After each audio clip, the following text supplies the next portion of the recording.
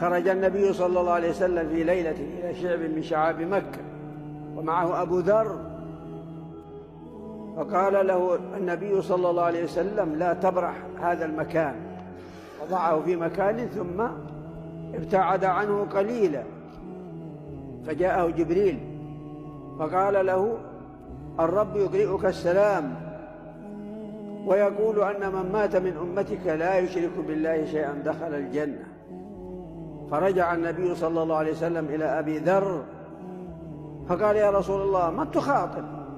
قال: ذاك جبريل أتاني وبشرني أن من مات من أمتي لا يشرك بالله شيئا دخل الجنة.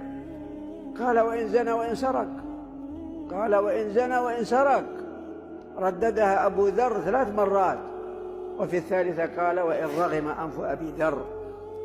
فانظروا رحمكم الله، هذا نبي الهدى والرحمة الذي قال الله في حقه: وما أرسلناك إلا رحمة للعالمين. يبشر أمته أن من مات لا يشرك بالله شيئا دخل الجنة وإن حصلت منه كبائر. لكن هنا الكبائر أيها الأحبة لا يجوز للإنسان أن يجترحها أو يستحلها، لكن إذا فعل ذنبا فليرجع إلى الله جل وعلا وليتب منه قبل أن يلقى الله وهو على كبيرة غير تائب منها.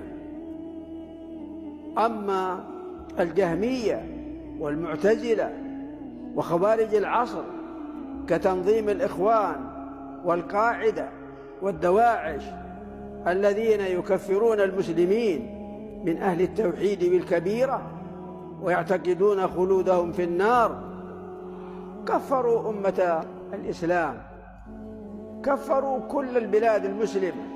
لماذا؟ يقولون: لأن فيها ربا، فيها خمر، فيها زنا.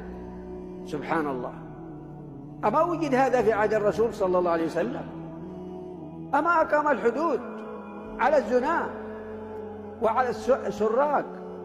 وأيم الله لو أن فاطمة بنت محمد سرقت لقطعت يدها. وضرب من يشرب الخمر فقال له بعض القوم: فعل الله به وفعل، ما أكثر ما يؤتى به. ماذا قال النبي صلى الله عليه وسلم له؟ قال: لا تكونوا عونا للشيطان على أخيكم. سماه أخا لهم وهو كثيرا ما يؤتى به في الخمر. هؤلاء الخوارج يقولون: من أتى بكبيرة يكفر ويخلد في النار. وهذه علة الخوارج في وقتنا الحاضر، الذين كفروا المسلمين واستباحوا دماءهم وأموالهم وأعراضهم.